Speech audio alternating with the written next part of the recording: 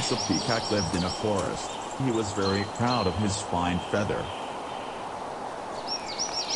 One day, she met a crow and said, "How dull and black your feathers are." The crow became disappointed in hearing this but replied nothing. The peacock showed her feathers to the crow and bragged about how beautiful and colorful it was.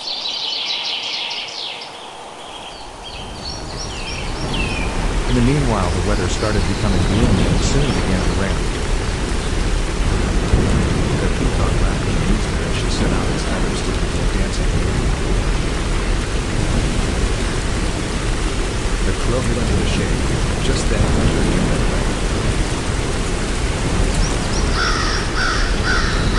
And the prey quickly flew far away. The peacock was trapped as she could not fly. The hunter soon shot and killed the peacock.